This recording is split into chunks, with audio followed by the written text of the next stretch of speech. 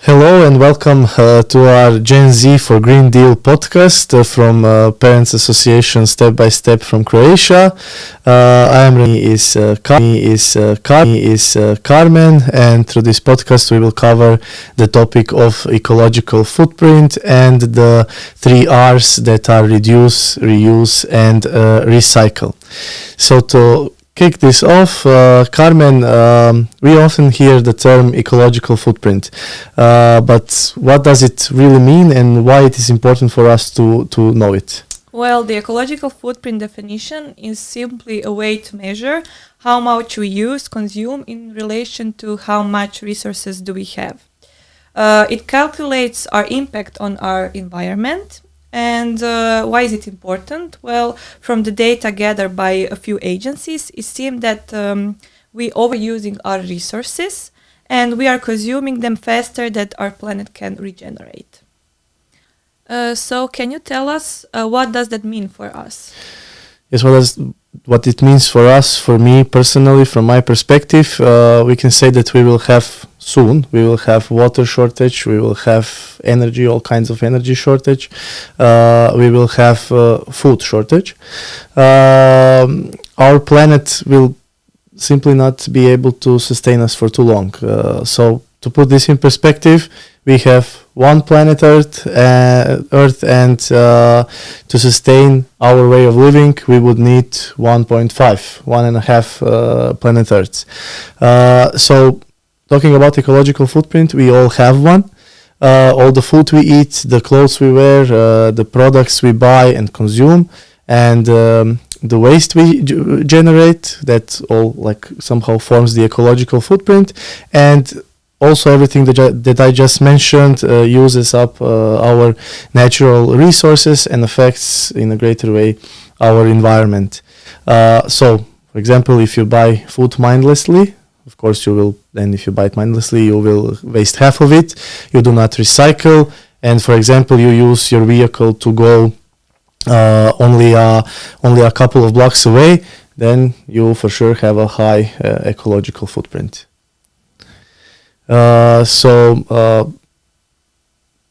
Carmen, what would you say? How much or how did we do so much damage, and is there a way for it to be stopped?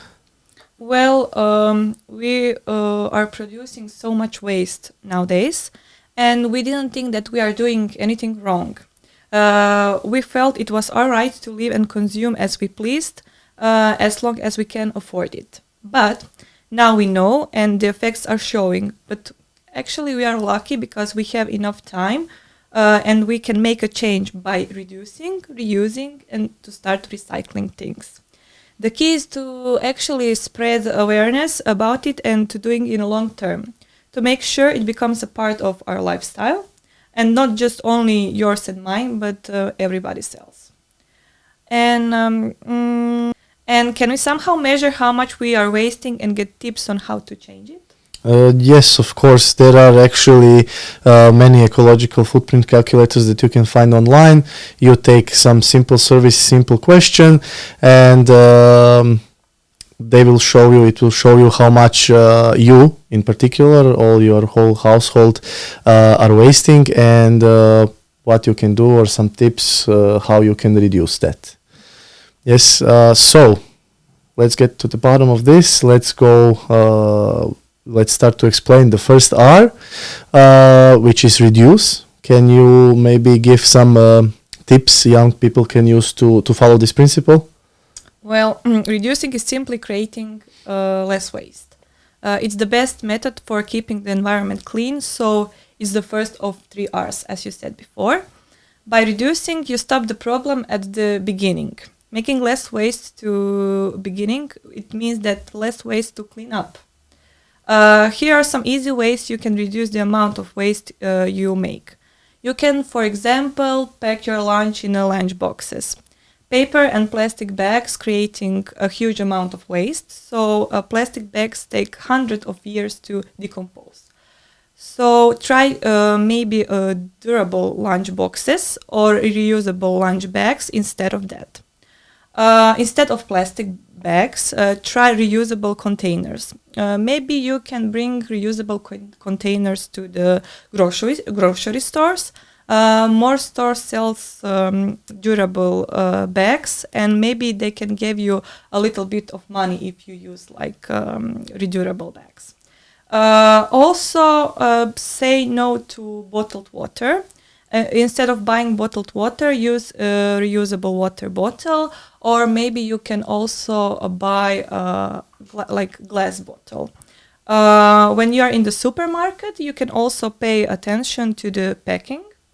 Can the container be cleaned out, or can you use it another time? And when comparing two similar products, if one of has less packing, consider making that your selection. So let's go back to the second R. What can we do to reuse? Well, first of all, just to understand what reusing actually is, and it's what the name suggests, it's taking some old or unwanted items you might otherwise throw away, and you find a new use, new purpose for those items. There are all sorts of ways.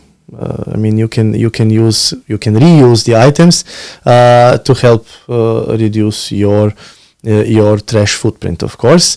For example, clean out your closet. Maybe your size has changed, maybe your tastes have changed, and instead of throwing those clothes away that you don't want anymore, you will give them to somebody who will want them. If you have, for example, box of toddler clothes, and your baby is now in school already or something, give the clothes to a friend with a younger child. You can also, which is a really useful way, you can also donate your clothes to any number of charitable organizations, and they will most likely find your clothes a pretty good home. You can also share the toys of your children, as we were talking about clothes as well. If you have a bunch of old toys you don't need anymore, you will donate them to a local, for example, daycare provider, maybe a preschool even. You will donate them to a family with kids if you know somebody, etc. And you can also, of course, as before with the clothes, you can donate it to a local charity. Important to note here is that the more you share, the less you will waste. So you, of course, will find a new use for any kind of old item. When it's time to throw something out, you will think about maybe other ways of using it. For example, glass jars can become storage for a crafting area or your shop. Old bath towels can be cut up and used as wash racks or something. Plastic bottles may find new purpose as bird feeders. You will make a woven basket or tray out of old magazines and something similar. If you have, for example, dining room set or I don't know, exercise equipment or blender or something like that you no longer use, there is somebody out there most likely who will want to have this. So you can, depending on what country you're from, what is the experience, the tradition or something there, you can organize a garage sale, for example. But also there are, for example, in Croatia, there are a lot of services online where you can sell your products to somebody who will use them again, reuse them. Let's say, I think there is also a Facebook market now and stuff like that. So it's really a lot of options that you can turn to, and of course you can make a little bit of money when you do so. And of course, important to note, when you're done with selling, at least trying to sell, if you didn't sell something that you wanted, don't throw it away. Remember to then donate it. Maybe try to donate it to a local charity or something. Okay, so for the last R, Carmen, we covered the first two, recycle. Can you give us some tips on this particular matter? Yes, so recycling is the last and my favorite of 3 Rs. Recycling is changing discarded materials into new products in order to avoid using more virgin resources. So I will speak about the situation in Croatia related to recycling. People in Croatia are not used to recycle so much. So from this year, we have fines if you don't recycle and if you don't put the waste into specific plastic bags. So, for example, in Croatia, we have a blue bin for paper. So you can put all kinds of paper, like newspapers inside. We have a yellow bin for plastic. So you can put plastic, I don't know, package from food or something else made of plastic inside. You can also put aluminum inside.